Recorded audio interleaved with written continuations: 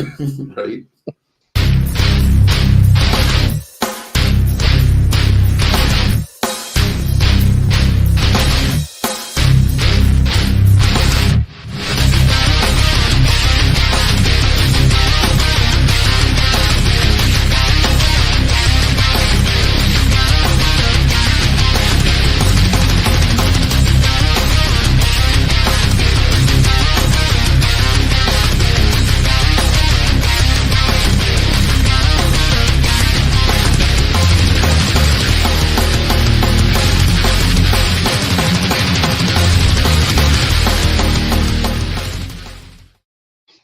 Hey, what is going on, everybody? You already know it's Thursday night at 6 p.m. One of my favorite times of the week. It's the NFL Weekly Pick'em Show. My name is Paul Spencer. Hold on, let me get my hand ready. That is Dan Connor, and that over there is Dave Yarnell. What's going on, fellas? What's going on? What's up? How's everybody doing tonight? Painful still. That's all I can say. Painful, very painful. Oh man, I tell you, worst feeling, man. Don't ever let a closet door beat your ass. And now I feel like I've been demolished by a closet door. So closet door one. Paul, nothing. Hey, listen, here's the deal, though. I did finish the door. I did put it up there. I got the molding up there, screwed it in. It's perfectly plumb. But you know what? I'm feeling the price for the next 3 to 4 weeks. So it is what it is, I guess. What's going on, Eileen? Eileen, what's up, girl? Well, guys, listen. AFC Championship, NFC Championship. Wow. Yep. Did anybody think it was going to turn out this way? I mean, we talked about it last week. I took both dogs here. Not really a dog in Baltimore, but I did take Baltimore. But how about we talk about this Baltimore game, with the Chiefs here? I mean, what guys, did you really think this was going to be like this type of game here, honestly?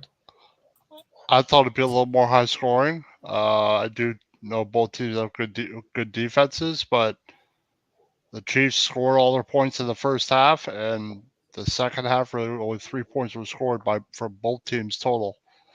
So it was definitely not. I thought it'd be a little more high scoring than it was. Dave? Personally, I thought Kansas City's defense was very good. They shut down Lamar for the most part. Contained him for the most part. Didn't get to run as much as he normally does. Well, he had that one big run, but I thought literally it's what I thought it was going to be. But I said like 21-17. I didn't think 17-10. I didn't see that coming. Yeah, but it was a good game. Yeah, I agree, Dave, 100%. Dan, I didn't think it was going to be like this. I thought it was going to be a little bit more scoring here wise. It was two offenses that can score. But you got to give this defense on both sides of the coin credit, man. I mean, Baltimore, they played well. And I tell you what, man, Spagnuolo, I tell you what, the word you use, contain Lamar Jackson. You can't stop him. You can contain him. But one hell of a game plan from Spags, man. How he came out there and said, you know what? I've been saying it all year. I'm not really a believer in Lamar Jackson. I'm going to ride with the hot hand, getting to the playoffs. Yeah. But when you have a solid defensive coordinator that's been a veteran journeyman, throughout the NFL, game plan for one solid guy, it reminds me of the Belichick days, where you key one player and you say, okay, make the other players beat me. Lamar, we don't believe in your arm here. We know you could run, but beat us another way. And I tell you what, it showed glimpses and glamours of what Lamar is and what Lamar's not so far. Am I correct?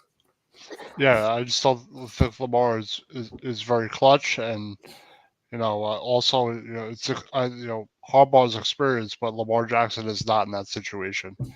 Mahomes has all the experience. They've been there, done that, won titles.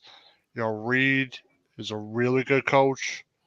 So is Harbaugh, but it was just a good matchup for Kansas City. Like, even though they didn't have a ton of receivers, Kelsey had a big game this game. Yeah. They made the plays they had to. I don't know. Baltimore just didn't have a lot on offense like the whole night. But the KC, their defense is one of the best in the league all year. So I'm not surprised they played well. And the funny thing is, we talk about Kansas City, and we all watch the games here. Kansas City, in my opinion, going through the regular season, had a down year, honestly. You really think about what they had versus what they could have been, should have been, and what they should have looked like. It's a down year. But, man, the one thing is, when playoffs come, when we talk about flipping a switch, man, Kansas City has flipped this switch on both sides of the bar. They couldn't catch a ball during the regular season. They found ways to win. But in the playoffs, you have to stop Travis Kelce. You have to stop him. But, Dan, how many yards did he have? Over 100 yards again? Yeah, he had over 100 yards. Insane. You can't stop their best player. You know, it goes to 11 show. for 116, 10.5, Wow. average 1 touchdown. Wow. I knew he had over 10 catches. I just wasn't sure if it was 11 or 12. Mhm. Pacheco had 24 carries for 68 yards. It Yeah. shows that the Baltimore run defense is pretty good all night. It is. They It is. I mean, allowed a lot of running. Mahomes only had 15 yards running. Like they had like 30 yards, 35 yards rushing. In insane. this game, it was not that prolific. Mahomes was efficient, 30 to 39 for 241 and a touchdown. Mhm. That's nothing crazy. But see, really. that goes to show you that, Baltimore's defense is elite. Their front seven is nasty. They got Kyle Hamilton in the back end, Silverline at secondary too. They're solid. 11 man, they're solid. 11, 1 to 11 there. But the thing is, Kansas City didn't abandon run. They got less yards, on short yard carries. They ran a lot though. They did. They had 24 carries, only 68 yards. You take what the defense gives you, short yardage, mid range, whatever. You take what the defense gives you, and that goes to show you with Baltimore here. Baltimore, we know what they are. They're a running team. They've led the NFL last 2 or 3 years running the ball. How many times do you think Baltimore ran the ball all night? I'm going to say in total probably like 21 times, including Lamar probably. Lamar had 8 for 54. Wow. Gus Edwards 3 for 20. It's 11. Zay Flowers had 2 for 4 yards, and Justice had 3 for 3 yards. 16 times. 16 times. Wow. And you know what? You go back and watch games. There's Lamar Jackson running the ball 12 to 15 times by himself the entire game. And that goes to show you 16 carries for an entire game here. That's just saying Spags is. What's going on, Steve? What's up, Steve? They did a great job, but that's not enough. No, they only lost by 7. Mm-hmm. So that's not enough running. Well, who do you give more credit to here? Do you give more credit to the Kansas City defense, or I give a lot of credit to the defense, but you got to run more times than that also. I agree. Give me at least 25 times. I agree. And this was a one possession game here. 7 points, and how many points were scored in the second half? 3 points or 0? What was 3 it? points. 3 points in the second half total. And that goes a field goal in the fourth quarter. And that goes to show that, it's a field possession game here. Defense wins. We always say defense wins championships, and this was a solidified, a rule of that. Defense won championships here. 17 points from Kansas City, 10 for Baltimore. And Zay Flowers had a hell of a game, though. But at first, I thought, not to cut you guys off, but I thought at first when the game first started, and then Kansas City went up 7-0, okay, and then Baltimore answered right away. It was 7-7. I said, "Oh, we got a shootout going here." Because the way Lamar threw the ball to Zay Flowers, I think it was Zay Flowers on the bomb, and Zay Flowers caught the end zone. I want to say it was Zay Flowers. I think it was. But at first, drops too. Right, he did. But my point being is, it looked like to me, it just looked like it was going to be a shootout. I was like, "Oh, here we go!" And then all of a sudden, Kansas City's defense was shutting them down. And then all of a sudden, you saw Lamar. I mean, not Lamar. I'm sorry. You saw Mahomes just doing his thing. He was finding opening receivers, bang, bang, bang, and then next thing you know, it was all Kansas City at that point. And the one thing too, Dan, just like you mentioned with the running game here, Kansas City didn't give up that running game. They ran the ball. No. And when you have a guy like Pacheco that can run the ball, he runs hungry, he runs nasty. I don't care if he gets 1 or 2 yards per carry. They go back to him. Because when you do that, if you don't run the game, then they can pin your ears back and play secondary ball. You run the ball with KC, that brings the secondary, up closer to the extra man in the box to control Pacheco, even though he's not having the greatest game. But then when you have a quarterback like Mahomes, man, who's a magician, he pulls that rabbit out of the hat and says, "Okay, you bring the extra guy up here. Well, guess what? I'm smart enough to say, look at Kelsey and say, hey, the blitz is coming. You're the hot route. 2 steps, drag route. Here it is. Quick. Go where what gives you." I got to give so much credit to the Kansas City defense is what won this game for Kansas City. Kansas City defense has been huge all year. It's one of the best in the league. It's going to be a reason if they win the Super Bowl. Why? Yeah. And Mahomes had a real good game. He's very efficient. Kelsey had a really good game. Made some huge plays. Mm-hmm. Kelsey, like on a couple of drives, he made some huge catches. Well, that first touchdown down was huge. That he found him in the corner. Yeah. Yep. On that drive, he had like a huge leaping catch also. Mm-hmm. Yeah. Mm-hmm. That it was huge in this game. And I tell you what, it's so much of a luxury, honestly, when it's 3rd and 8, 3rd and 10, 3rd and 12. where you just drop back and you know damn well where you're going with the ball as a defense. You're going to Kelsey. And it's so much of a luxury where you can just throw the ball in a direction and have Kelsey know where you're throwing it because that connection is there. And his arm span, his wingspan, just goes up and gets the ball. That one that was over his head, he pulled down. I'm like, holy crap. This dude is nasty. He moves. They did do a great job on defense. Like they were after Lamar a lot. They could run all over the place. He couldn't stay still. Yeah. You know, so I'm impressed with Kansas City. They played a really good game.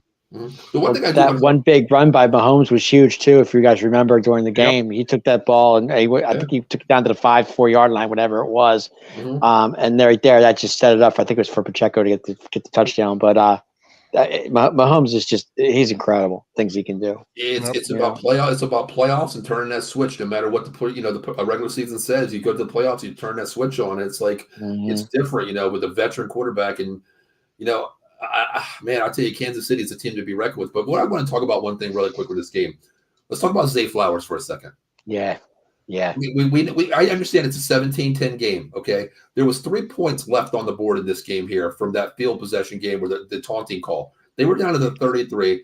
Okay, that's a chip shot. That's a chip shot for Baltimore. Of course, for Tucker it is. Sure. Yes, and you get pushed back 15 yards, and then right after that, a sack comes. Okay, so you're pushed back to the 50-yard line. That's 3 points given there.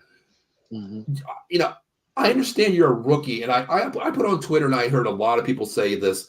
You know what? It's stupidity. To me, it is stupidity because I heard he's a rookie. Moment. Yes, in the moment. You're a rookie, but let me explain something to you. Yes, you're a rookie, okay? You've been playing football since 5 years old. First year in the league here. But you kind of know where you are. But listen to this. Here's the thing. This is you play 17 games in the regular season, okay? Sure. You didn't have – so you had one game in the playoffs. In the hospital. This is your 18th game of the season. Brother, come on. I don't want to hear rookie stupidity anymore. You know what I mean? You've been there before, done that. That was just a stupid, idiotic call that cost your team 15 yards plus 3 points on the board. Yep. I agree. I just don't get it. Yeah, that taunting call was pretty stupid. I mean, that did hurt them at that point. Man, it was a first down. It was a nice catch, the whole 9 yards. Mm-hmm. Then he gets the 15-yard penalty. I just put it back like you said earlier. But rookie mistake, bro. You know that. I mean, yeah, but rookie mistake, Dave. This is your 18th game of the season. 18th game of the season, man. I understand the time of the moment. The limelight, the momentum of the game gets you. The stage of the gets you. It's there, but it costs your team, man. And I understand a rookie mistake. I get that too, but come on. Clearly it cost them, no doubt. I mean. Yeah, and then the last play, the last one I want to talk about as well is the fumble at the 1 yard line. I understand things are going to happen. It's going to happen. The ball was punched out. I get that. That's not a big deal to me. Shit's going to happen. But the way you conducted yourself after that play by going off the sideline, throwing your damn helmet, to me, that's when I wanted to see Lamar Jackson, Harbaugh, go over to him and say, hey, next play, short-term memory. Because when you see a player like that do that, I understand right there you cost your team basically 9 to 10 points if they would have got the extra point. I get that. But I didn't see any leadership from Lamar Jackson going over to talking to him either. And then at the end of the game, what did Lamar Jackson do? He threw his helmet. He was mad. He was mad. So I mean, do you blame Zay Flowers? I mean, but I can understand he had a taunting call. He fumbled the ball. That's acceptable. I've seen that happen. We see that many times. But I blame the defense. A fumble was huge, but the defense also made a great play. Yeah. But if you're gonna die for that, I would tuck that ball and just hope for the best. But he's just trying to make a play in that situation. It's the other mental error that you'd rather have back, but it may not make a difference. It shouldn't have come down to a call here or there.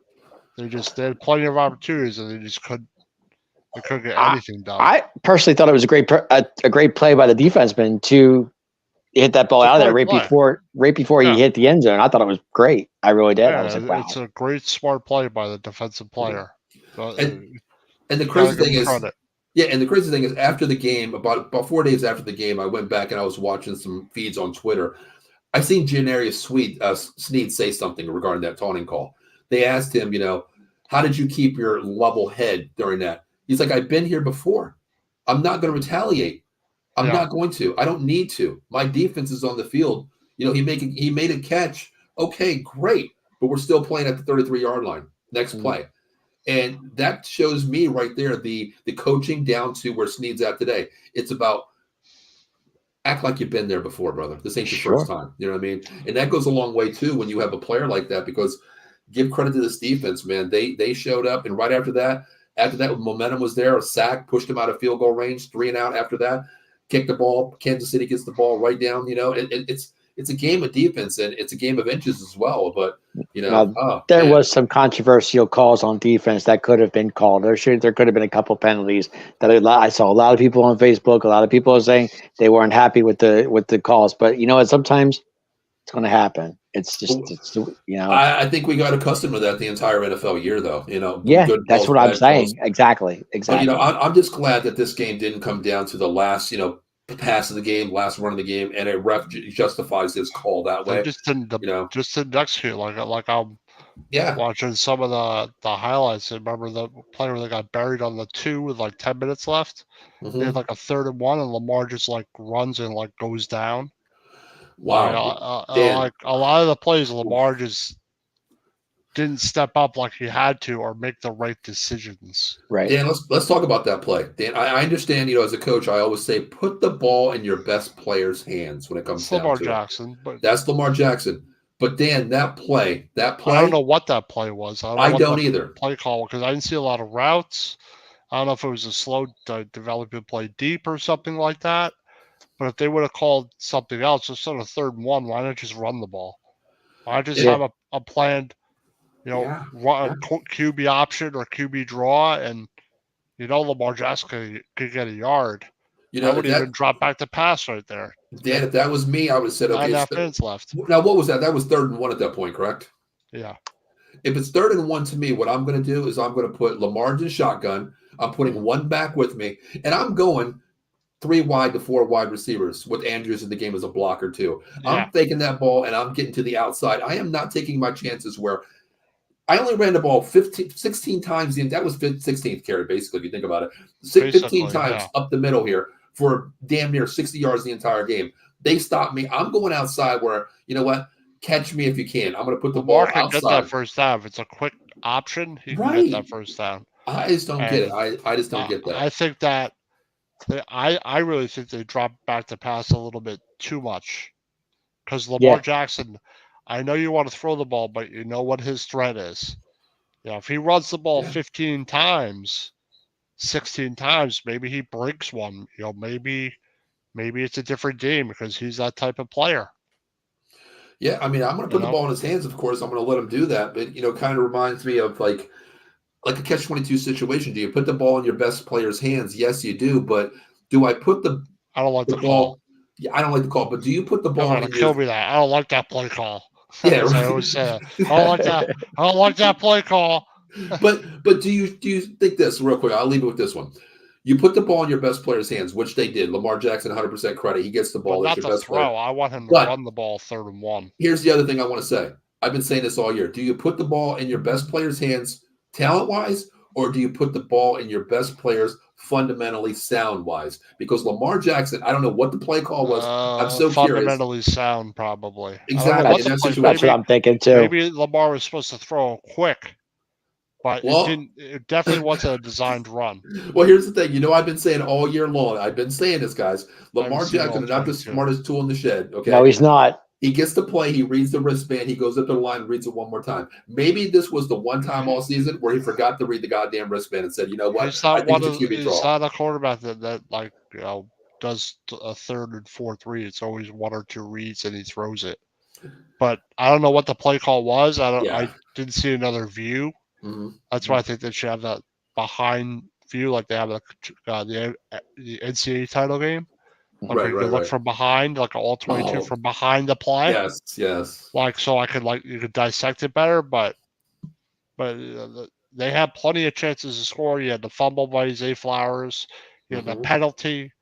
They just, but you have to give KC credit. Their defense played 100%. really, really good. 100%. And they shut them down. So Eddie says Lamar showed no leadership. Yeah, Yep. I agree with that 100%. I mean, Yep, no self-aware. That's what I thought I sometimes. I have to agree with that. I can't argue with that The even on that fumble one. was huge, though. I big mean, time, big time. Oh, huge. If Zay Absolutely. Flowers probably doesn't fumble, let's say he doesn't get in, they get to the 1 or the 2, they probably score a touchdown there. It's probably tie Mhm. game late. Yeah. Yeah, yeah. You know, that's just the way it goes, unfortunately, Yeah. sometimes. But just as Eddie said there about leadership, there, you look at Kansas City, you have a veteran. I want to call Patrick Mahomes like a veteran now. He's been there, done that, 6 AFC Championship games here. But the one thing too is leadership. You look at leadership. There was missed balls from Kansas City. There was 3 and outs, The of course. Chiefs didn't score a But single point the whole Right. second half. but you didn't see So- Patrick Mahomes going up the sideline down with a frown face. No, You see Yeah, him but, but they were not. playing smart ball too. They Right. weren't But they were playing dumb They ball. were playing smart. But- They were the more experienced team in that Right. situation. You could tell. But the point is, Kansas City with Mahomes, he's been there, done that. He's been down. We've known that. But he's down the field talking to every player on the offensive line, Yep. going on and say, "Hey, we got this. Next drive, Tell we're you, going to if get here. him We're and going to get here." Kelsey get going, and That's insane. that guy Rice, I don't know. Oh, what Rice, his Rashid Rice name is yeah. awesome. was. Yeah. Very Rashid good. Rice is Yeah. pretty solid. Yeah. But you need a big game for Baltimore. Mhm. You need a big game probably on the ground from Jackson, a big game from Andrews, Mhm. Yep. and he didn't play well. Yep. Eileen says it wasn't all Zay Flowers' fault, but karma will with the taunting. I agree with that. The fumble, Maybe. it's going to happen. The fumble's going to happen. 100% to Kansas City for knocking that ball out. Yeah, but the taunting call didn't have to be called. He didn't have to do all that. I mean, just catch the ball, give it to the ref, and call it a day. Kind of stood over him, he like get in his face. I mean, but my you man still did gotta be DX the whole smart. 9 yards on the dude. Come on. I didn't see no Seriously. DX. Did he do Hey, DX? Dude, it was Yeah. close. He kind of like stood over him. It and was like, close, man. He was it was all over like- it. yeah, what?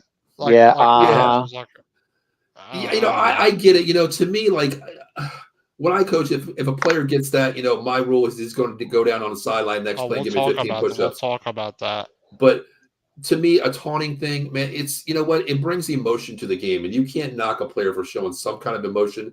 I'm going to lie. But you need a balance. Exactly. You have to be balanced about it. If I'm making a huge hit, on a third down, conversion here, you guys get the ball down there. I'm making a big hit. I'm Sean Taylor and a guy, you're damn right. I'm going to sit there and let you know about it. Like, oh, Sure. shit. It's like, it's what like Goldberg, it's over, something like that. You know what I mean? Game over. Game over, something like that. But Yeah. you got to know in the moment where you're at in an AFC championship game, brother, you got to have so much self-control, man. Awareness, where you're at, the time of the moment, the score of the game, and what this game means to you. Because, Dan, if they would have scored that touchdown and they got that field goal, this would have been a 20-17 game, Yep. It would be Totally different.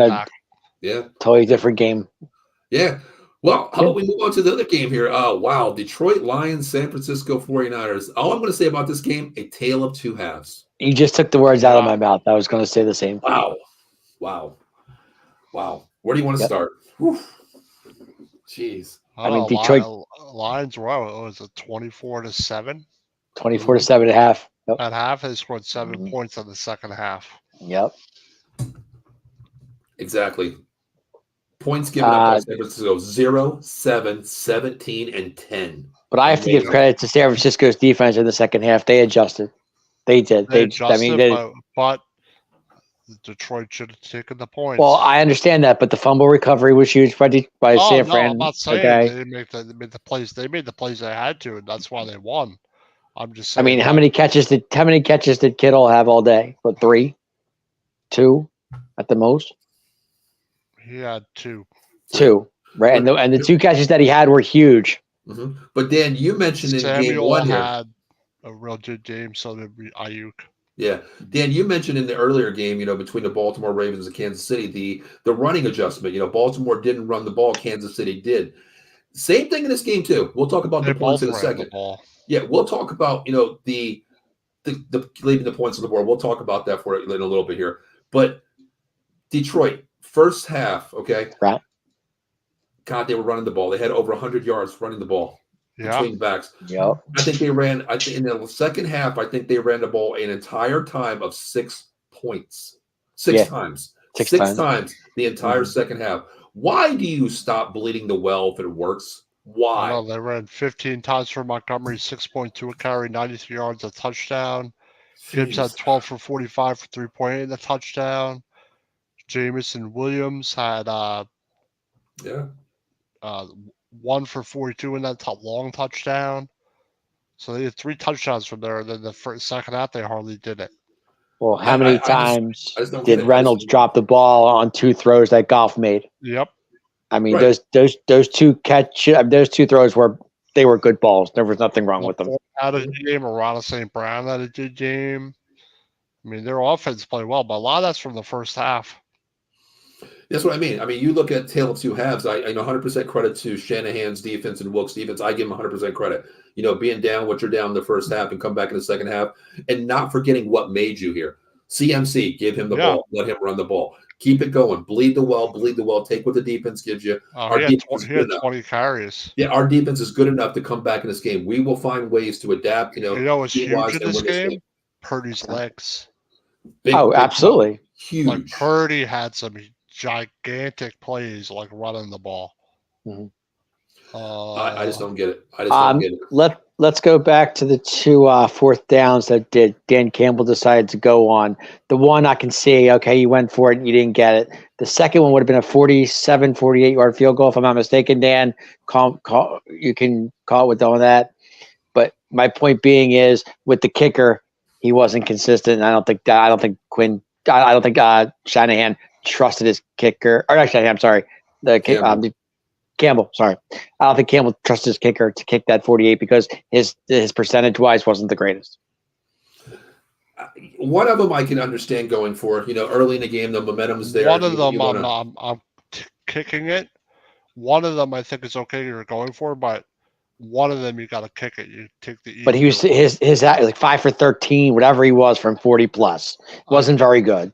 I know. Well, here's the thing. I'll play coach-wise on that one. Well, you know what? My kicker's kicking 60% for the whole year. That's not good enough for me. Do I trust him? No. Well, here's the thing. I don't trust him. Here's the thing. You played 17 games all year. You played on the road since the playoff system here. Well, one game, 2 games now. So you played 19 games total. Well, you know what? If my kicker's not good in week 14, 15, 16, your ass is out of here. I'm going to get a veteran kicker to come in this game and give me something better. I'm not. How many kickers are out there at that point of the time of the season? There's not. You got a kicker that could make that kick. Here's the thing. You know what? I know there's kickers out there. 48-yard I'd rather go into a game, let's say, like, look, you know what? At least I can believe in this kicker. Not to the point where I go in this game saying, oh, shit, it's 4th down. I definitely got to go with it. Screw the kicker. I'm going for it. My mind is 45 yards, 47, 8 yards. It would have been a 47, 8-yard field goal for this kid. Or a guy, whatever. I think he could have done it, even if it wasn't. See, I don't think he would have made it, honestly. I don't. Because if his numbers were 5 for 13, he's 5 for some 13 or 12, whatever he was from 40-some plus, how do I know? I don't know. Well, and if that's the case, you're in 4-down territory no matter what. You're not going to trust your kicker, so you're in 4 downs. You have 4 downs to communicate. Well, Mr. Go For It Campbell over there, that's what he does. So that was, then I blame Ben Johnson a little bit. If you don't trust your kicker, and Dan Quinn's already read that message to him, hey Dan, I don't trust Dave the kicker here. So what we're going to do is we have 4 downs to get 10 yards. You know what? What we're going to do is we're going to move the sticks slowly, and get into a 4th down and 1, 4th down and 2 field goal, situation. Not a behind the sticks at the 4th and 8 or 4th and Which 6. I don't blame Goff at all because they, like I said, they were 2 solid catches for Reynolds. And he dropped them both.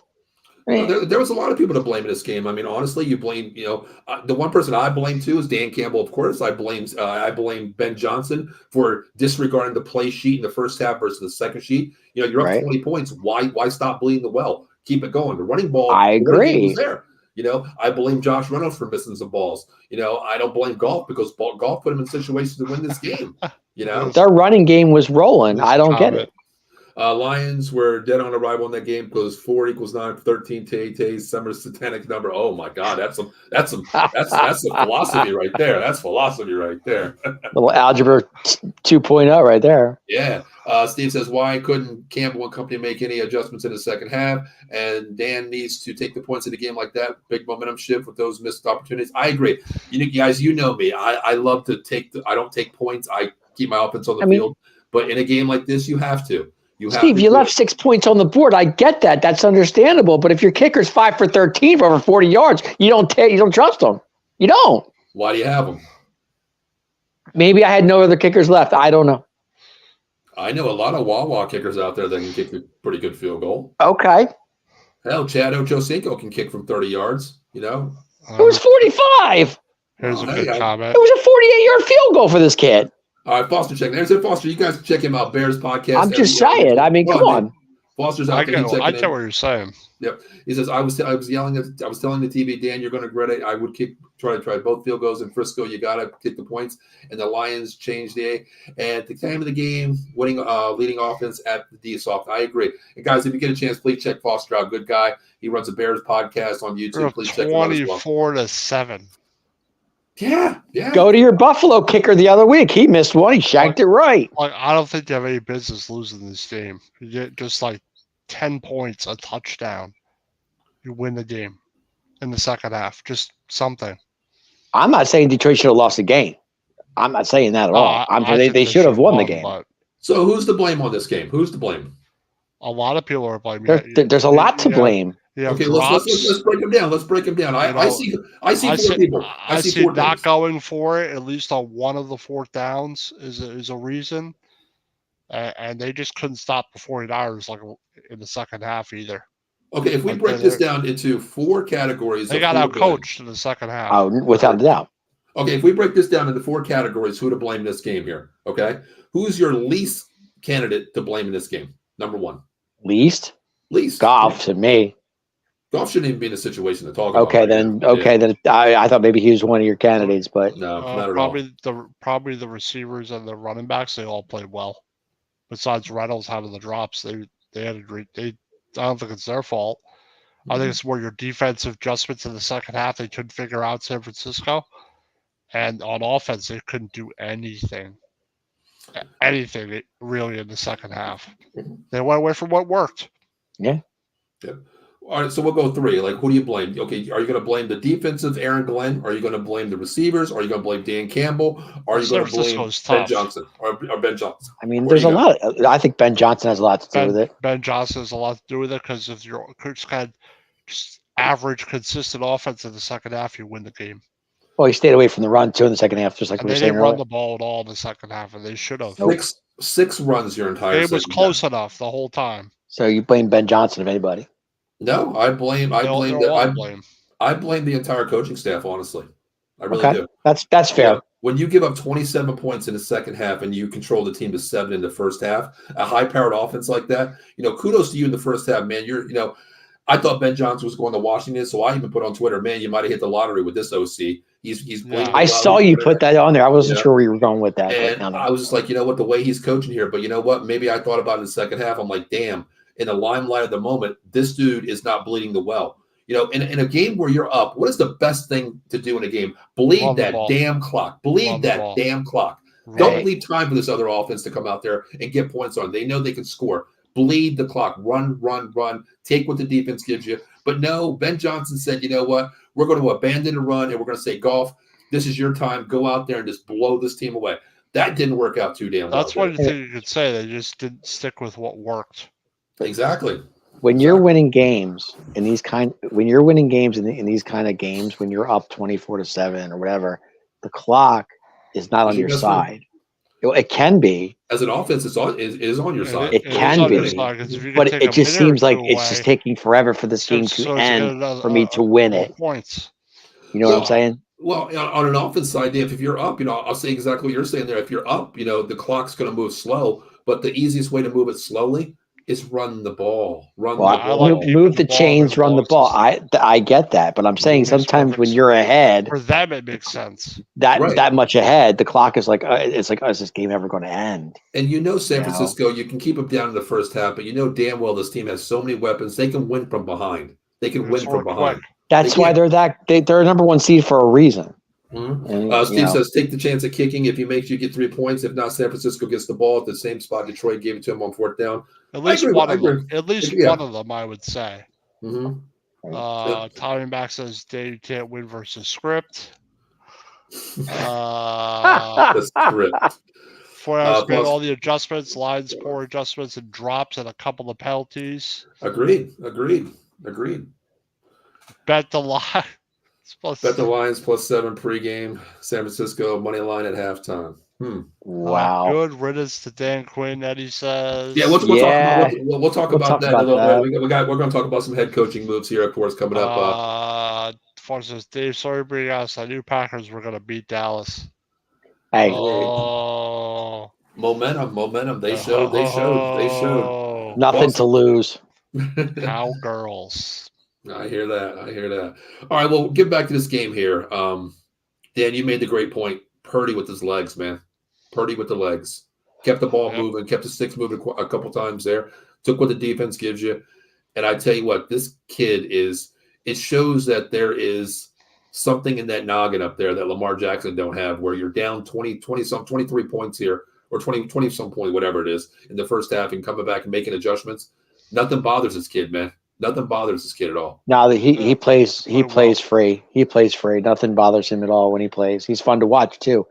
But I think that fumble by Detroit was huge. That really turned the game around there.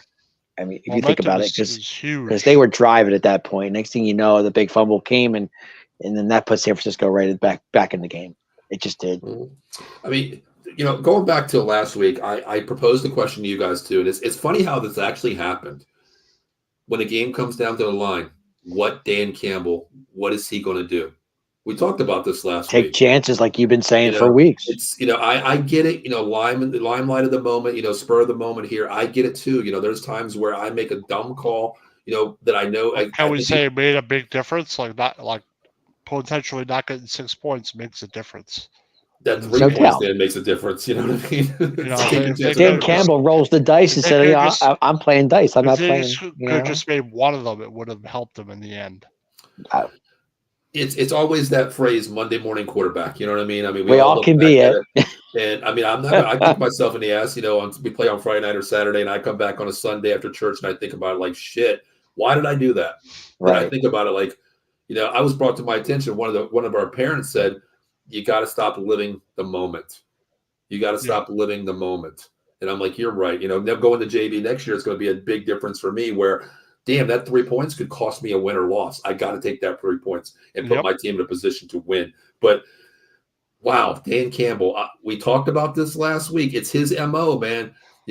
I really would love to. I know we'll never hear this. I really would love to be that guy in the locker room and talk one-on-one with the player, off the record, off the book, and say, hey, how did you really feel about that situation where Campbell denied the kick and went for it? How do you feel as a player, individual?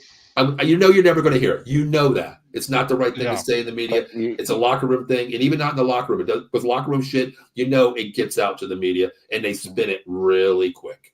Yeah. You have to trust your coaches, no matter how that's just me. If you don't trust your coaches, would you be pissed off, Dave, if you're out there, okay? Dave, you're Jared Goff, okay? And you play a hell of a game out there, losing by 3. You had no business being in this game, really, if you think about it, or even if you did, whatever. They're there for a reason. But Dave, this game comes down to it. You're 4th down. Your receivers missed 2 balls. Reynolds missed 2. Drop balls. Running game wasn't there. Fumbles, of course. Dan Campbell has 2 good, bad decisions, whatever we may call them. How do you feel after this game, Dave, as a quarterback of the team who took the team down, put in position to win? How do you walk off there, Dave, saying, this son of a bitch, I'll run through a wall for him, but this son of a bitch makes bad decisions? How do you feel as a person, Dave, honestly? As a person, I'm upset. As a player, how would you feel? Well, as a player, I'm upset. I'm not happy. But I can't show my emotions too much because then, the media gets to me and all that. You're under contract as a quarterback for next year, right? Okay. You're Goff. You're under contract for next year. You're coming back. How do you feel that? Wow, you know what? Dan Campbell's going to be the head coach next year. Of course, Ben Johnson's coming back. Oh shit, we made no adjustments in the second half. Well, we got this far. Maybe next year we'll get farther. That's what I would think. But what I'm saying is, okay, that's fine. But am I going to get the same Dan Campbell on 4th down? win or lose, he's going to go for it instead of kicking the ball. He might be smarter. Get a better kicker, obviously. This is true. That's me. Yeah. Thank you. Get a damn kicker. Yeah, that too. Next time in the situation, I bet you'll take the points. I think he will too. A lot of coaches have learned from the mistakes. I know I've learned from many mistakes. Not doing this and doing that. Tendencies of certain coaches can bite you in the ass. They can beat you. Never know if you'll get back there. You never know. That's true. True. That's the thing. That's the thing too. I mean, they went 34 years, 35 years since this now. I mean, who knows? It's hard to get back there a repeat. God, that's why we give so much credit to Kansas City Chiefs, what they've done. But anything else regarding this game? Yeah, anything else regarding this game here? It was exciting, I thought. It's definitely a tale of two halves, like you said, though. 49ers really played really good in the second half. Really good on defense, made the plays they had to, and their offense was clicking, and Purdy really made a huge difference with his legs. I One can't of the argue big that. differences, like usually he don't do that. A little bit, but not like that. They ran the ball 33 times. Yeah. I'll just say I thought the NFC Championship game was a lot better than the AFC Championship game because it was more exciting. We won't talk about the Super Bowl. We'll talk briefly about it. But I thought both games were good, but I thought NFC was just a little bit better. Yeah, I mean, we have a week here. This is, the Super Bowl media week, of course, all the interviews and stuff like that. So we'll have a week off. We'll come back next week, and then we'll get more into the game. Of course, the X and O's of the game. But the only thing I was really looking forward to, honestly, is I really wanted to see. I don't like Taylor Swift. A lot of people love her. I don't like her, as an NFL, PR person, of course. But yeah, you mentioned that on the group chat. Yeah, I'm not a fan of her. But she's basically doing so much for the NFL to give them more viewerships. Of course, we get that. But I really wanted to see Eminem at the field too, because did you guys see? I put in the group chat Eminem's little thing. Did you see that? Yeah. Yeah. After the loss, he just had two words. Well, I can't do two because I have two fingers. Well, okay, like that, basically. But it was so awesome because people were like yelling at him, say your team sucks, and he was like, it doesn't matter. I'm Lions. And the funny thing is, I seen this on, I think it was TikTok. I know it's real because it is his voice. He's like, if you're still down with the 3-1-3, put your hands up and ride with me, just like he did in 8 Mile. Remember the 3-1-3? I remember. He put his hand up and says, I'm 3-1-3 till I die. And I tell you what, that's the kind of a fan that I love to see because the passion is right there. You know what I mean? That's what I love. But, man, another week of Tay-Tay, guys. Go ahead, Dan. I'm not even going to watch any of the media stuff at all. Okay, here's the thing. Okay, media we know, like, okay, you interview the players, you interview the coaches, whatever. I'm going to tell you what. Crap. If they interview Taylor Swift one time during this goddamn Super Bowl week, oh, they will. I'm going to be so pissed off, okay? She's gonna walk up to Travis Kelce while Have a seat, Tay-Tay. Have a seat, Tay-Tay. Have a seat, Tay-Tay.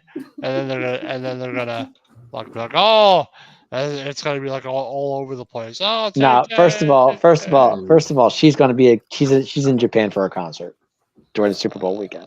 Oh God, I can see this happening. So oh, Dave, you just gave me a bad view. She's in, but she will be there for the game. But she is in concert the night before or whatever, 2 nights before. She's in Japan. She's taking a red eye, okay? She's going to be right at that stadium right there in Las Vegas, They're going to have her face on the giant spear, Mm-hmm. Oh, my God, Eileen. What? Oh, no, that won't happen. My theory is if the Chiefs win the Super Bowl, he gets down on a knee and proposes. Oh, God. Yeah. Wow. My theory is if the Chiefs lose the Super Bowl, she makes a breakup song for him. She's flying into 13 hours to the game. She definitely will. Yeah, because like I said, I heard she's in Japan during that weekend. But here's the thing, Dave. You said even if she had a concert that night, damn well the NFL is going to be panning into Japan, and she's going to be on there. She's going to know in that ear saying, "Hey, Tay-Tay, we're cutting into you," and she's going to be like, "Let's go Chiefs," or make a song about some bullshit right there in their life. Scores 1 and 3. Oh my God! I mean, all one is 1 and 3 thing, man. I tell you. Well, that too, Dave. LOL. Yep. We will. I think Pfizer sponsoring the DNA splice. Oh Lord. Oh Lord. I don't even think I'll even watch Go Nerds. I mean, as a fan, Foster, I have to watch it. I love football, and to me, like I even put on Twitter. I get people. I get people saying, what, they have no, coin in the game here. I don't either, of course, But my thing is, I'm going to watch the 2 best teams play no matter what. I just want to keep football and keep the PR out of the football game. To me, that's me. $331 million in value is pretty insane marketing ploy. I agree. 100%. Yeah. I mean, I know one person who's loving this that's going off with the Taylor Swift stuff, and it's got to be Oh, my Goodell. goodness. Goodell's got to be loving this because Of you think course. about it, it's making the game like she's putting. Getting all those tape more- fans. Yeah, right, and exactly. Eileen Yeah. says, but think about this. If it takes a moment and proposes that will blow up the internet, and the NFL could use that for years to come. Well, here's the thing. Travis Kelce, he's leading the league in jersey sales. Where are they from? The Tay-Tay Swifties. You know what I was thinking too? That Oh, this would be my funny. goodness. I hysterical. I know Usher's doing the halftime show. Can you imagine if Taylor came in and went on stage with him? That place would erupt. She better not. She better Tommy not. Mack She better says this will also be the 13th game Taylor Swift has attended. Oh, somebody's counting. I didn't even know that. not. The 13. Oh my God, with the 13 guys. And here's the last one. What's that one there? A 1 Oh, no. versus a 3 seed. A 1 versus a 3 seed. 13 again. Tommy, you point out tonight, my friend. Yeah. Oh man. 1 versus 3 seed. And then another one right there, Dan. The date 2-11 adds a 13 as well. No, do you guys Oh, realize what we the almost had 2 3 seeds in the Super Bowl? Almost. We were close. Well, you know what? I know one thing, Dave. Oh, What's my that? goodness. There's no 2 seed. We know one I team know is that. the 2 seed. Well, is not there's no 2 seed in either of them. AFC or NFC. The 2 seed got thrown off their horse. Damn, an In opening round. both conferences. Yeah, an opening round. All right, well, guys, we'll talk about more about next week, of course, and how about we talk about some coaching moves here? Let's talk about some coaching moves today. Yeah. You know, Yeah. All right. we look at some coaching moves today. We'll talk about today's, but let's just talk about the new ones. Let's start with, I'll go down the list here. Tell me how you feel. Atlanta Falcons, new head coach Raheem Morris. What do you guys think? Jury's still out. I I don't agree. know. I don't know about that. I don't know. I don't know either. I don't know. Very surprised. I think they're gonna suck. I thought it was going to be Belichick. To be honest with you, that was my pick. I think anything is better than Arthur It's not Smith. it's not a very attractive job. But I think anything is better than Arthur Smith. Do you agree? Yeah, I'd Wow. say that. Sure. But- I don't know how Raheem Morris is gonna do. Well, my thing was Belichick went for 2 interviews in Atlanta, so I thought for sure he was going to get it. I really did. Well, I mean, he does have ties. He was the 2020 DC in Atlanta too, so he knows that team too. He was there 3 years ago. He has ties there, of course. Okay. No, I'm happy for him. I'm glad he got the job. But- Good for him. But he wasn't the greatest head coach when he was with Tampa Bay. I think he had 2 to 3 years in Tampa Bay. He wasn't the greatest head coach there either. Okay. Well, second chance. Morris failed as a head coach in Tampa. Yeah, I I think think, he'll do the same thing. I think it was like 2008 or 2011 or something like that, where he was. He gets a second chance. Oh, good for him. Pro Bowl game skill shows on. Well, I want to talk about that after we talk about head Pro coaches. Bowl, I wanna could ask- care I less do wanna about that. I did That want to does talk about nothing some Pro for Bowl me. real quick. All right, Zach Robinson, the Los Angeles Rams quarterback coach. Zach Robinson is the new Atlanta Falcons offensive coordinator. What do you guys think? Interesting. That is interesting. Yeah, But from the Rams, I believe it is the Rams. Yes, where's he from? Rams. But is that McVay's offense? It is, but he's just a quarterback coach. Is all he is.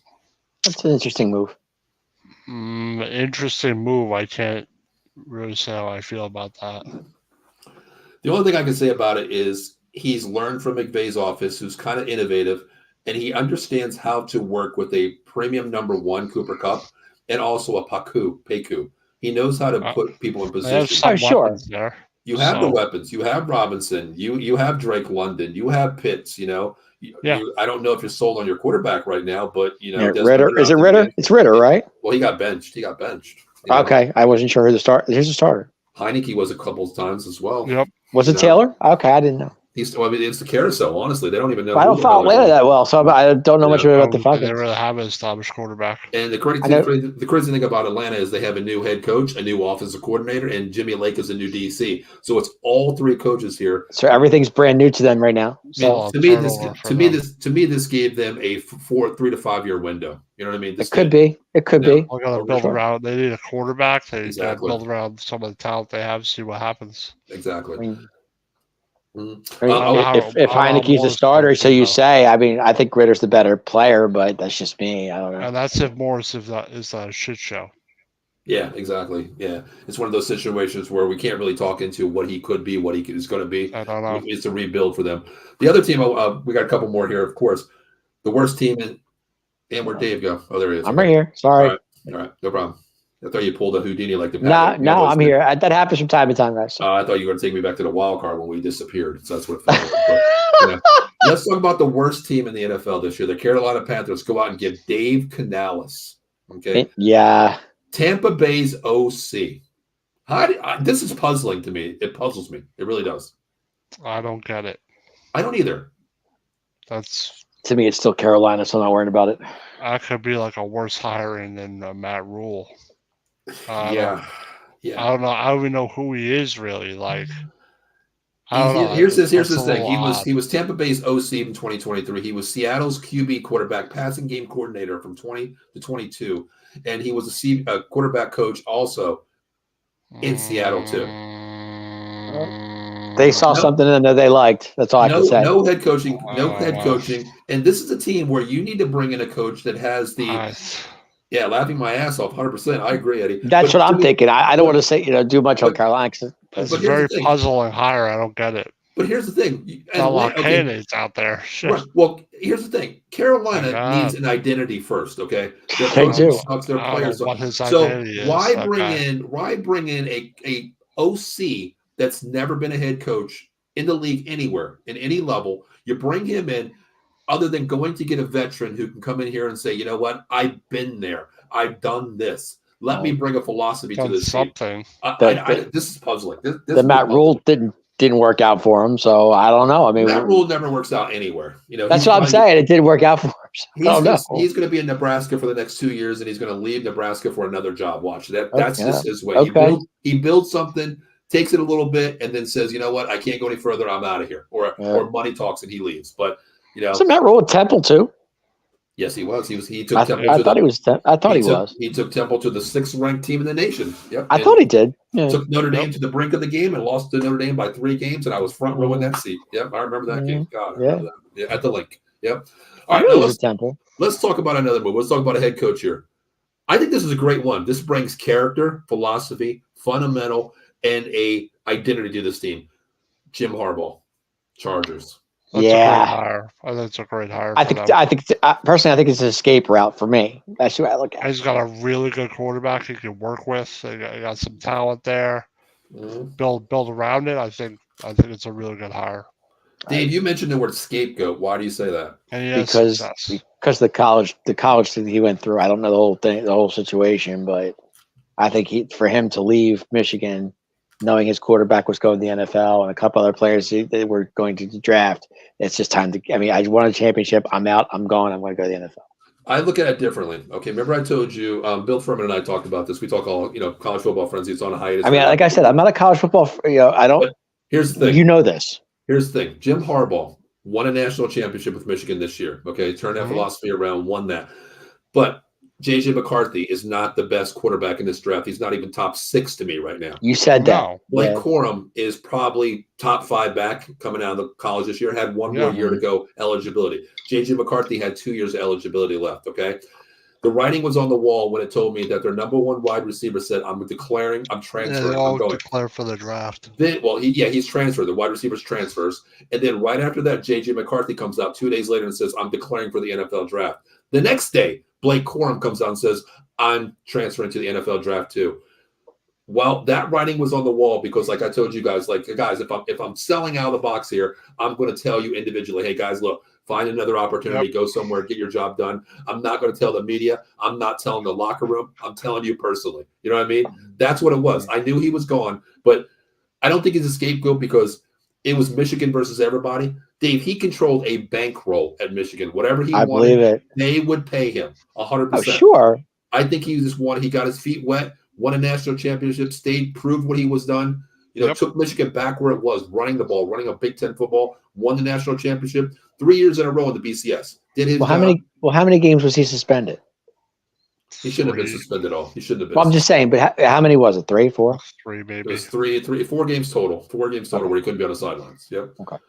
But you know what? That tells me that he's a coach that his offensive coordinators, DC coordinators, can win a game when he's not there. Well, I was just going that route. I mean, the guy who took over for him did a heck of a job. I mean, Right. my God, he won 3 or 4 games that nobody thought he would actually do, and it was great. I think it's a great hire for him. I really do. I think he's going to get his feet back wet in the NFL. He's a hell of a coach. He took San Francisco to the damn Super Bowl. So I give him credit. I think it's a great hire. Oh. Number one, it's going to make this team right because it's philosophy football. Better. Yeah, it's a philosophy football team. And I think he builds character on a team, and I think he'll do the same thing with the Chargers. I really do. Well, time will tell with that. I mean, if he works with Justin Herbert and Austin Eckler and Keenan Allen, we'll see how he does there. Yeah. But 4 games, Foster. Yeah, Foster says 4 games. it was 4 games. I wasn't sure if it was 3 or 4. I knew it was something. But yeah, I think he's a great hire. I really do. Now they brought in a new DC, Jesse Mentor. And now here's the funny thing: Michigan's defensive coordinator. What better way, Dave, to have the head coach and your defense DC, Your DC, right? I get it. nation's number 1 defense, Dave. Best But head college coach in NFL, college bro, football, it's a different story. You know that. when teams play for you, he's one of those guys that they buy into the system. They know. Dave, you look at Michigan 3 or 4 years ago, they had no identity. They didn't know what the hell they were. Within 3 years, they are competitors every year for BCS championship. The philosophy is built from ground up, and that is Harbaugh. Good coaching does that. Jesse Minter won them games, Dave. As an interim head coach as well as the Yeah, OC. I get it. So I like the hire. I think the future's bright for them. I didn't see the contract. What did he get? Like 5 years, I think it was. Harbaugh? Something like that. Yeah, it was like 4 or 5 years. I that. think it was. All right. Well, let's say in the out west out there, Antonio Pierce, the Las Vegas. I think that's a great hire for the Raiders. It made It's sense too. Phenomenal. I agree. Totally made sense for them. He has so much energy in the games that he coached with that team, and you saw the difference when he was coaching the team. The players were responding to him, and they were liking what he was doing. So I think it's only going to get better for the Raiders. No doubt. Well, hell, when you have a player like Max Crosby come out and say, "I really only want to play for this guy here," that tells you something. When he's only coached 6 games, Sure. You know what I mean? And I think they learned their lesson too. Going back to what was his name years ago, Bisaccia, Yes. the intern coach, where he won quite a few games. I think he won 4 in a row to the end of the season with the Raiders. After the Gruden bullshit. To me, I think they learned their lessons. Like, wow, we got a coach that will come in here, take no shit. The team believes in him. Let's keep him. Antonio Pierce, I think, is a great hire. I think I really do. I'm really happy about this one. Yeah, it's an excellent hire. Yep, and I know Ken I love his enthusiasm. I love his fire. He wants to win, and you can see that in the coach like that. And he says the Raiders has the best hire. I put the Raiders and I put probably Harbaugh up there as well. I really do. You are really high on Harbaugh. I am. Dave, when you have that's why I love Campbell so much. When you have a coach to come out here and he's willing to put everything on the table, believe in his team, that builds character and that builds foundation. You want to build that house from the ground up. He's laid down the pavement and he's saying, everybody get a cinder block and come on in. It's a team thing here. Live or die by it. That's the way Harbaugh is. He's built the community. He's built that. Look at San Francisco. What he did with San Francisco, he built that too. He goes to Michigan, builds Michigan. I think he has the tools, and he has. He lost to his brother in the Super Bowl. I get it. I get that too. But you know what? He's learned his lessons. He took a nod down. Not a nod down going back to college, but look what he did there. 4 years, boom, national championship. You know what I mean? Yeah, I get it. He has the tools in LA. So now does he? That's my question. Does he? I think he does. You think Herbert's the deal out there? Do you think Austin Eckler's the deal out there? I think Austin Eckler is he a free agent this year? Yeah, they're gonna have to sign him again, but I think he stays under this. I think he stays. Keenan Allen, what's his story? Who knows? It's free. We don't even talk about free agents. I don't even know. He's getting older, but the future's bright from what they are right now. I think it's that guy kid from TCU. Oh, I know. Talk about Jesus Christ! I forgot his name already. Jesus. Tight end? No, wide receiver. Wide receiver. Okay. Yeah. The other one I want to talk about is it Mike Williams or something? Williams? No, Mike Williams has been there for a long time. Okay, my fault. The other one I want to talk about is the Patriots. Gerard Mayo. Don't know much about him. Can't say that I have. Linebacker. He played there for years and years. Yeah, Good I'm for their not familiar. all-time linebackers coach. He was a linebackers coach for, I think it was like what almost 8 years or no, like I think they 4 maybe years. could have waited, but I don't think it's the worst hire. They know him. He knows the system. He Oh, if they definitely know him, knows that's the fine. Sure. He knows the defense, like so. I don't think it's a bad hire. I don't think it's an amazing hire, but I don't know what to expect from him. But it's not the worst hire. Yeah, I honestly thought they were going to go a different direction. It's familiar with him. I think that's why another reason they hired him. He's that makes sense. them. He's played under Sure. Belichick. He played with Belichick. He coached with Belichick. He knows the system. Now, I think it's an okay hire. I really do. I think it's an in-house hire, not in-house really, but really technically in-house with the philosophy of the team. He knows the team. He knows the players. He's been around the players. Yeah. He knows craft. He knows under the Belichick ways of the NFL what he can and can't do. But my question to you guys is this: does Belichick's son, Stephen Belichick, stay with the Patriots or no? He's an assistant DC. Good question. Well, for this year, I think he does. You think so? He might say that. I Yeah, I don't think think he leaves yet. What if Daddy gets a job somewhere? Well, Does then Dad- they might follow him. Does Daddy say, "Come on over with me"? Maybe. See, it's funny you say that. Everybody keeps I don't saying know. Daddy gets a job. Daddy has not a job yet. Well, I'm saying that's why I said the word if. If Well, Daddy I'm gets a saying, job. but what if probably Daddy? got one. What if Daddy goes into the broadcast booth or whatever? Decides to. That's going to be one quiet booth, Dave. That's Yeah, what I'm that would saying. be, I can't understand. So, Bill, I how think do you feel about that play? Next Great. play. Next play. Right, Next play. exactly. Well, Next I play. hate that play. I hate that play. Catch the damn ball. You know? Yeah, come on. I don't think it'd be a broadcast. where does Daddy go? Is my question. No, they're going to He'd be calling all the players pansies. exactly. That's fucking Oh God, amazing. my day Does Parcells he take a year off and come back? I don't think so. I think if he doesn't, I think if he doesn't get a job this year, I think he's going to sit out for a while. I don't see him in the booth because the booth is going to be broken next year. I mean, not just the booth, but he could be with the NBC guys or the whatever. I can't see him in the. I can't see him in the CBS booth guys. anywhere. I can't see it either, but Well, when you got a $300 million contract, a guy coming to the booth next year, I don't think they can afford anybody right now. That's Tom. who's that? Brady? Yeah. Brady, yeah. I can't even see that happening. But Ratings. We got Tay. We need Brady. well, I get it, but You know. Okay. All right. Well, let's move on here. Let's talk about not a head coach, but I want to talk about this because it is our division here. Let's talk about Vic Fangio going to the Philadelphia Eagles. yeah, interesting hire. He wanted to come here last year. I think he wanted to come home. So knowing that he had a shot to get that defensive coordinator job, he coming back home to PA is where he's from, right? Somewhere in PA, yeah. Mm-hmm. What do you think, Dan? It's a good hire for them.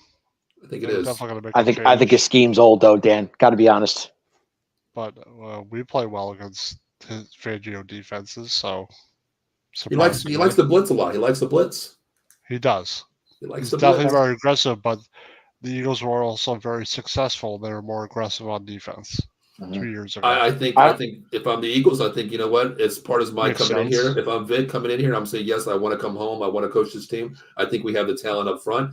But here's the thing. You got to promise me one thing. You need to give me some back-end help in the draft this year. Was his year with Miami? Was it a 1-year deal, a 2-year deal, or what? I'm not even sure, honestly. Okay, that's what I'm asking because did he It just is there more than decide a he year. wanted to leave the Dolphins and go? I mean, But I mean, here's the thing on the Dolphins too. They went out and sold their bodies to get players in for the defense. I mean, you got Ramsey, you got Rhodes out there. Your defense wasn't top 10. Honestly, you were good. You bend, but you don't break. But you gave up a lot of points too. that's right. And I think you had more talent on a defensive side in Miami than you did with the Philadelphia Eagles on the back end. I just think Fangio's scheme's getting old. That's just me. We'll see. I mean, he's old school. He believes He's that, definitely you know, old get back school. going. Yeah. Yep. All right. Well, let's talk about the offensive side of the category here. Mr. Kellen Moore. You know, as my boy Danny calls. Eddie calls him Mr. Great Value Kellen Moore now. Boy Wonder goes to Philly. I wouldn't call him a boy wonder, Dave, but we're going great value now, as Eddie calls him. He's great value. He's Walmart's great value brand of an OC. Mr. Kellen I got Moore. 2 words for that. Pass happy. Well, what do you feel about this, though? We've seen it for 4 years. We know what's going to happen. Well, I mean, they do have the weapons, though, right? No, they have the weapons. There's no doubt about that. I just think they're going to be pass happy. I think a lot of deep balls to AJ But- Brown. But here's the thing: If he's still there, I don't even know. All right, well, we talk about, Dan Campbell's MO. He wants to go for it on fourth down. We know, Dan Quinn is MO is like to play solid defense, 11 fundamental football. Certain coaches have certain tendencies. We know Yeah. Kellen Moore is pass happy. Can this guy say right the ship and say, you know what? Damn, if we keep Swift, we keep Gainwell, we keep this and that, whatever we have here, do I run the ball and become a better team? Because I have arguably top 3 wide receivers in the game here as a duo. I have a solid offensive line. Yes, Kelsey's retiring. I got to plug that position. But I need to run the ball more. That's what I need to do. I can become better. What do you Is think? the running back staying or going, or do we know? Nobody knows, Dave. Yeah. I don't even know if I got to go take a Who shit in knows? 5 minutes. I don't know. DeAndre Swift, is he staying or going or what?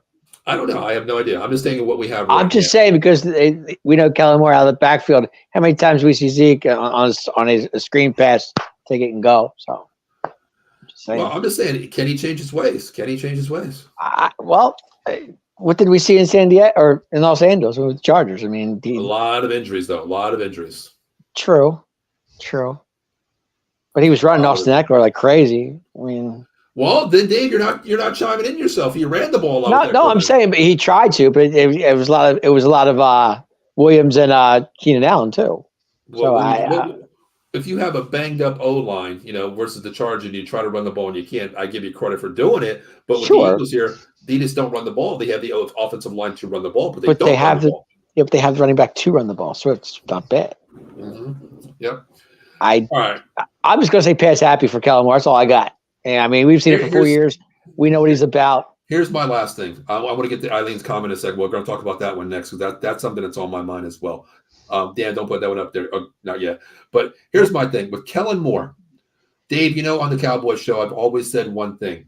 I went Wonder to Nova. Boy. I'm not the smartest guy in the world. We're not the smartest people in the world. But, if I'm calling a play and I say, here's the play, guys, 2 + 2 = 4. It's very easy to understand, right? Very easy, Sure. right? Yep. What does Kellen Moore say? 2 + 2 to this next category of the exponent of 5 = 15 times 5, 18 5y, y times x = 4. Why can't you just fucking say 2 + 2 = 4? Because he's Kellen Moore. That's Kellen Moore. The verbiage is something that it has to be QB friendly, and that is not Kellen Moore. You go back and you listen to some of his play calling. I'm like, holy shit, what the hell did he call? Oh, that's a run? A paragraph is a run? I never knew that. Jalen's gonna love that. That's what I'm saying. That's what I'm saying. Okay, that's what I'm saying. Imagine him going to Baltimore and saying, "Hey, Lamar, exponent 5, ZY slant XYZ, post corner drag route, offensive line, down block, create this whatever space." Lamar's gonna be like, "Hey, coach, What? I don't have that shit on my play sheet. That's too long." What did he say? That's what I mean. Listen, if Kellen Moore does something special, he does something special. But I just don't believe in He what might. he is because tendencies go a long way. What's going on, Joe?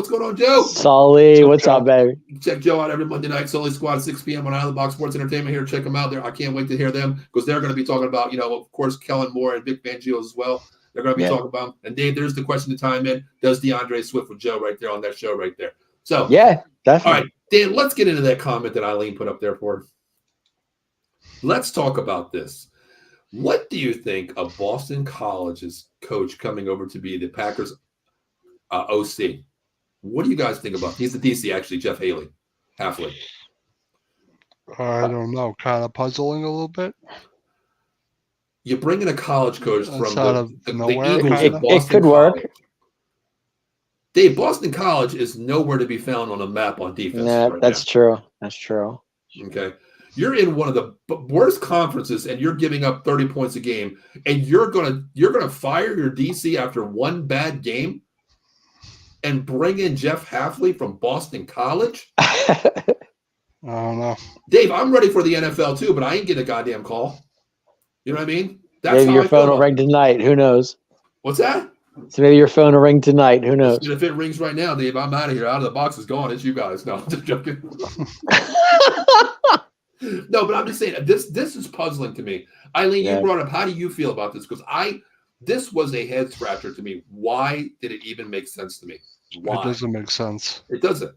No, it really doesn't. You have guys out there, Mike Vrabel, Bill Belichick, okay, Dan Quinn at the time. Even making him a head. At the time. LaFleur's not going to go anywhere. We know that, but making a move to get a solidified. Hell, take Riverboat Ron over Hafley. Why not? I don't get this. I don't get this move. I didn't get it. That's Yeah. You know, I we don't always see understand things this. on the internet saying, you know, clickbait, this is bullshit. You know, this guy passed away last night. It's not true. You got to look it up on 500 sites. When I seen this, I'm like, there's no way it actually happened. And actually, Bill Furman actually texted me and sent it to me. He's like, yeah, it happened. I was like, holy shit, it did. I can't stand clickbait. Oh, it drives me nuts. I know. Well, let's talk about another one here. The other one I want to talk about is my neck of the woods here. The Pittsburgh Steelers. Okay. Mr. Arthur Smith from the Atlanta Falcons is coming up to be the new OC. Up here, I hear so much shit. Here's just the biggest thing. Here's the biggest one they say up here. Anything is better than Matt Canada. Yeah. Their offense is going to be bad. It just got worse out there. It's not going to be good, that's for sure. No. But you have a great coach in Tomlin, so anything can happen. But what makes you think this is going to be a great thing here? You got Drake London. You got Bijan Robinson, okay? You got Kyle. Bijan, yeah. You don't use them. And you're coming up here with a lesser quarterback, a Trubisky or a Pickett. Yep. And They have Najee Harris, don't they? And a Najee Harris that's becoming your second back, really, if you think about it. Yeah. Why? What sense does this make coming up here and saying this guy's going to be better with less quality players than he has in Atlanta? What sense does that make? Well, is Kenny Pickett going to be a starter? I don't know. It's either him or Trubisky right now, Dave. That's what I'm saying. Actually, it wasn't even Trubisky. I don't know who else is going to be. One of them. Or you got Mason Rudolph. I'm sorry, Mason Rudolph. Exactly. Yeah, exactly. Well, you put those three together and you still don't have a QB. Well, I think Pickett would be the starter if anybody. I would say so, but you said that would be my guess. I mean, I don't know. That's puzzling to me too. That was puzzling. Yeah, I don't get that either. Yep. Foster says, yeah, Mason Rudolph. Yeah, I totally forgot about Mason, of course. Mason Rudolph, he was the starter before Pickett got injured. Well, Pickett went down. Yeah, I just don't understand the move. I don't understand that kind of move. Mr. Trubisky, I don't get that either, but. No. I think, of course, you have Pickett still on the roster. Of course, he still has like a 2-year deal coming off his contract. Oh, he's still on his rookie deal. That's I think Mason has 1 year left on that contract, and I think Trubisky, they're looking to either trade him or whatever because the contract that they paid for him. You could get him or get him out of town. Well, the contract that they paid for him, on that trade, they're still paying. I didn't think Mason Rudolph did a bad job for them. When he had his opportunities, I thought he did pretty well. Well, I mean, when you learn the playbook within a week and you come in, he did a hell of a job. Where Pickett plays the entire season, it doesn't look good at all. So this is true. Then you got wide receivers that don't want to block in Pickens. You know what I mean? He don't want to block sometimes. All right, guys, I have to get going. I have to pick up my daughter, so I will talk to you guys later. All right, enjoy and see you next week. All right. Yep. All right, guys. See ya. Yep. Take it easy. Dan, what about Mike Macdonald going to the Seattle Seahawks? I don't think it's the worst hire, but I don't know how he's going to be as a head coach. I mean, he's a DC. I think that fills into it because you still are going to have, Pete Carroll as an advisor, I guess, basically, thinking about it there. But I don't know. I don't know. Yeah. My thing is, how he's going to do. I don't know. I'm kind of like on the fence with this one. This is where I thought Dan Quinn was going to land. I really did. Yeah, it made sense. It made sense to me. The foundation is there. He was with the Legion of Boom with Pete Carroll. He built that defense to what it was. I mean, you go back to the Cowboys. That's what his philosophy is, the Seattle Seahawks defense, basically. Yeah. Fly to the ball, 11-man personnel on the ball at all times. But bringing in, Macdonald here, it's a good move. I understand that defense with Baltimore is nasty, the DC for Baltimore. So he's a good defensive coach. But I'm curious to see, they kept their OC of the Seahawks, of course, but I want to see how they're doing. And and that's a great thing too for that's a great thing too for the Ravens too. They lost their coordinator, which is going to be hard to readjust that as well. So it's going to be kind of hard as well. But I don't know. I'm on the fence with Macdonald. That one there. I'm really on the fence with that one too. But now let's talk about Tennessee. Tennessee, Brian Callahan, the Cincinnati Bengals OC. Kind of puzzling to me too a little bit. That's totally puzzling. You got rid of Vrabel for him. Yeah. I don't know about that, to be honest. Yeah, I don't know about this one. Vrabel hasn't been hired yet. That's what I mean. That's quite surprising. I mean, you look at Callahan. He's been the OC since 19 with the Bengals. Okay, he was a quarterback coach with Oakland at 18. Detroit, he was a quarterback coach in 17. He was Denver's assistant quality control coach in 2011. He's been in the league since 11, but no head coaching experience. and you're the I don't OC know. for the Bengals here. Maybe. And I don't know. I don't know, man. If to me, I think I would have kept Vrabel in this situation, honestly. Yeah, and they're gonna have to make sure they have good weapons, consistent quarterback play. So, we'll see. Maybe he likes something. Maybe he Well, like Levis. Well, then again, I You mean, you got to think about, does King Henry come back for them? That's a piece too that you got to think I about don't know. too. His contract expired. I don't think he's coming Yeah, back. yeah, he's a free agent this year, so he's on the block too. I don't Do we think bring he's him coming back? back to Tennessee. No, I don't think so either. I think the writing's on the Nope. wall, especially after what he said. Congratulations to Tennessee. Thank you for having me here all these years. I think the Yep. writing was there. I think he pulled a hardball, in there, but he did it media wise. Thank you guys, but I'm out of here. You know what I mean? Yeah. Yeah. Well, the last one, Dave. Let's talk about this. Mr. Dan Quinn is going down to our rivals, right down I-95 to the Washington Commanders. Huh. I don't think it's a bad move. I don't think it is either. I think it's a good move for them. Quinn has been pegged to be a head coach for a while. So he's been interviewed every year for the past 3 or 4 years. So eventually he was going to take a job, and I think it's the right one to take. I agree. I think it's a solid pick for them. I mean, they have 5 picks in the top 100 this year, Dan. Yeah. I think they'll be okay. Definitely going to be better, for sure. But here's the question. They got a new GM coming in. The guy from the Golden State Warriors, of course, he's a new, consultant. Bob Myers, laughing my ass off. And I think it's actually a good move for them. I really do. I think it's a good move. Being though what's out there, Belichick wasn't going to go to that system. I don't think he can go there. You talk about, Vrabel. Jalen Hurts can't even beat Baker Mayfield in the position. I kind of agree with that. That goes back to what I'm saying with Kellen Moore. That goes back to Kellen Moore. The terminology is not going to be related to Jalen Hurts, Dan. It's not. No. It's just going to be something that he's understanding. Yep. But going back to what I was saying here, Dan, I think it's going to be a good, solid thing. But my question is this: does Bieniemy stay? Because Dan Quinn is trying to bring Al Harris and Joe Witt Jr. to the Commanders. That is our linebacker coach. Our DC basically assistant, and our secondary coach, who I think is capable of being the next Dallas Cowboys DC. I want Joe Witt, but I truly want one of those guys, and I'm leaning toward Al Harris to become the DC. It would make sense. Bears wouldn't hire Quinn before Fleur left, and they turned us down. Wow. Okay. Wow. Here's one. Vrabel to DC. Dallas says to DC. But why would you have a head coach and another DC at the same time? Yeah, that was a little weird. I mean, I could see it, but Dan Quinn is going to be calling that defense. He's going to be the head coach, but that's going to be Vrabel's a head coach. Oh, Vrabel to Dallas. Vrabel to Dallas. I'm sorry, Vrabel. I read that wrong. Yeah, as your defense coordinator. Eddie, I want to hear you and everybody out there, Foster, you as well with this one here too.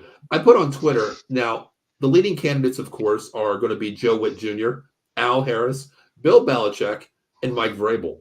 Where do you go, Dan? Who would you rather not see as the DC as Dan Quinn's gone out of those 4 for the Dallas Cowboys? Belichick. Really? But do you think that's a marriage made in heaven? I don't. That's not going to work out. Don't. That's not going to work out. I think Vrabel would be a good defense coordinator in Dallas with the players they have. Mm-hmm. Probably Vrabel. I wouldn't want, because I think Belichick's realistic. I don't either. He's not a puppet. He's not a puppet. He wants control of that defense, and it's imagine Bill Belichick walking in there. He's going to be in the office before Jerry Jones comes in with his feet on the desk. It's not going to happen. McCarthy is on a short lease. I get that 100%. This is his year. If you don't make the NFC Championship game, and show up, at least show up. Your ass is out of here. I agree with that. Bill Foster says Bill Belichick. I completely agree. Yep. If I could have my way, yes, I would take Bill Belichick over those 4. But it's not going to happen because it's not a marriage made in heaven. That's not going to happen. No. So I think now Dallas is blocking Al Harris and Joe Witt to interview because they're still under contract with the Dallas Cowboys. I don't want any current Dallas defense coach on. What? Really? You're not sold on Al Harris or wow, Joe Witt? I actually am. Wow. Okay. I just don't think it's going to be a marriage made in heaven with Belichick. I really don't. A replacement for Vrabel jumping to coach. That is true, though, if you really think about that. But who do you bring in as an OC then? I have no idea. That's the thing. Vrabel's not the OC. Vrabel's more of a defensive coach as well. So then you got to go out and blow up the new verbiage for Dak Prescott, new verbiage for the Dallas Cowboys. So I don't know about that one. Yep. Oh man. Well, Dan, it's been a week, man. It's been a week Sure again. has. Yeah, it's been a week. So before we get out of here, Dan, how about we do some of our great sponsors that we have? You can pull them up there. Monkey Cold Coffee, Evolution of Flavor Infused Coffee. They have 4 flavors: bourbon chocolate chip, toasted coconut rum, and Sumatran blend. Also organic blend per Florida. Use the promo code OTB Sports at the checkout at monkeycoldcoffee.com to get 10% off your order. T-shirts, mugs, travel mugs, cold brew maker, K-cup. So you put the coffee grinds in there and use it in a Keurig. Once again, use the promo code OTB Sports at the checkout for 10% off your order. Also, guys, if you need legal advice in the tri-state area here, 1-800-HURT-123, Attorney Jason Bine, Mr. Big Al. Motor vehicle accident, slip and fall, workman's comp, personal injury claims. 3 convenient locations throughout Pennsylvania and New Jersey. First in New Jersey, Cherry Hill, New Jersey, 3 Greensward Lane, State of Pennsylvania there. Philadelphia, PA, 1628 JFK Boulevard. Also, my neck of the woods, Pittsburgh, PA, 500 Grant Street, Suite 2900. Make sure you reach out to my good friend, my boss, actually, Mr. Jason Fine, 1-800-HURT-123 for any legal advice, anything that they're, God forbid if you're in an accident or you hit someone, they hit you. Make sure you get what's deserved to yourself. 1-800-HURT-123. No recovery, no fee. Mention Out of the Box Sports Entertainment here, and we'll get you 33 1/3% guaranteed rate, not 50%. And once again, no recovery, no fee. 1-800-HURT-123. Man, I tell you what, I thought if we didn't have, I think it was 1-800-13. I think we would have gotten a comment 13 again, Dan. The Taylor Swift thing. But yep. Foster, Paul, and Dan, love the show. Stay safe. Hey guys, Foster, thanks for checking in, brother. I appreciate that. We got to get you on sometime, Foster. And we said that before. We got to get you on there. Send me a message, and this way I got your number logged in, and we can set something up for I know we talked about the draft as well. So because the Chicago Bears are on the clock, Dan. You know what I mean? Yep. Yeah. And he says Dallas's defense fell apart in big games, big time big games. No, I agree with that 100%. Yep. But I don't know, man. I'd rather build within someone that knows the system rather than starting over a new, verbiage with a new team. So I don't know. I'm kind of curious, Dan. But Dan, next week we'll get into the Super Bowl here. Super Bowl's coming up here, and of course we got the San Francisco Niners and the Kansas City Chiefs again, Dan. We'll talk more about that game. The line is actually 2. San Francisco is 2-point favorites for next week, so we'll definitely talk about that. And Dan, I know you don't bet a lot, but guys, if you want to listen to me really quick, I'm going to tell you real quick. If you're on DraftKings, I'm going to put a link on Out of the Box. My code there will give you $50 free money. If you invest 50, you get 50 free. Take that $100, and I guarantee you'll turn that $100 into $175 with one guaranteed bet. Every year, 99.7% of the time, this bet hits since 2000 when it first came out. The opening kickoff is a touchback. Bet it. Bet the house. Bet your cup of noodles, whatever you want to bet, your filet mignon, bet it. It's going to happen. I've done it every year. I always bet $1,000 on it, so I always cash out. I think it's $650 every year on this one bet. So, but then next week when we get into it, how about we do some prop bets too? Because, we want to talk about that Gatorade color, what color the Gatorade is going to be. How many times they show Taylor Swift, of course, things like that. I can't wait to get into it, Dan. We'll talk about more next week. Absolutely. All right, so guys, my name is Paul Spencer. That is Dan. Man, my hands again. There. Look at that. That's how bad it is, Dan. Look at that shit. Jeez. 3 more weeks of this crap. My name is Paul Spencer. That is Dan Connor. And, of course, Dave Yarnell, who had to hop off and go get his daughter from practice tonight. So, guys, you've been checking out to the NFL Weekly Pick'em Show. We have basically 2 more weeks, Dan, of this whole show. We talk about it next week. Then we'll talk about the Super Bowl, the recapping it. But can't wait to see this is almost over. And, man, I'm going to miss these times, Dave. Dan? Absolutely. I'm already in draft mode being a Giants fan, so. That's definitely going to be something we're going to be chiming into, too. We're probably going to be doing a couple shows on the draft as well, maybe a live draft again this year like we did last year. It's kind of, what pisses me off, Dan, real quick, is you guys get the early picks, man. I got to wait till like 26. Whoops. Oh, it's all good. It's all good. I got scared. It scared the shit out of me there for a second. But it's, we'll talk about more of your draft. I really want to get into it, how you guys are going to draft, what you feel, because we'll see, man. But until then, my name is Paul Stitzer. That is Dan Connor, and also Dave Yarnell. Until next Thursday night, be safe, be free, and be blessed. Take care, everybody. Later.